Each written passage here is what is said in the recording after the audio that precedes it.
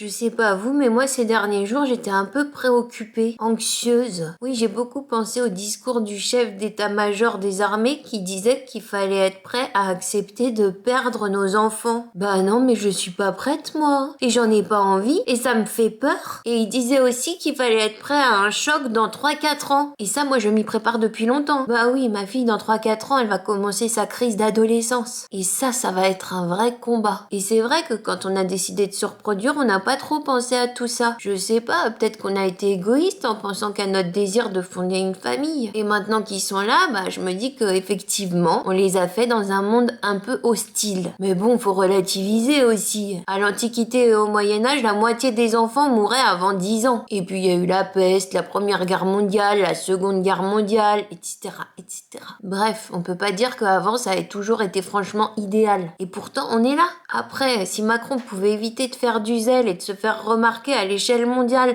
pour le peu de temps qui lui reste, non, c'est vrai, après le bilan qui sera le sien après 10 ans en tant que président, s'il pouvait éviter de faire nanananer à Poutine, ce serait pas mal. Nous, on veut pas faire la guerre. Ça nous éviterait de stocker un kit de survie chez nous. Quand on habite dans un appartement parisien, y a pas la place. 6 litres d'eau. Si encore ils avaient mis une caisse de vin, on aurait pu s'arranger, mais là... Et le pompon, c'est Louis Sarkozy, le fils de son père, qui propose une loterie pour envoyer 10% des immigrés légaux à l'armée et des délinquants aussi. Il dit même que peut-être que ça dissuadera les étrangers de venir chez nous. Putain, mais il peut pas prendre un congé parental, celui-là, et bouffer des yaourts comme son père? Effectivement, la reproduction, c'était pas une nécessité pour tout le monde. Moi, je propose qu'il soit parmi les premiers à aller au front en cas de pépin. Lui et tous les trous du cul qui ont des idées à la con comme ça. Bon, et puis si vous connaissez un endroit du monde où il fait bon vivre, mieux vivre, bah n'hésitez pas à partager. Il y a bien Artemis 3 qui part sur la Lune en 2027, mais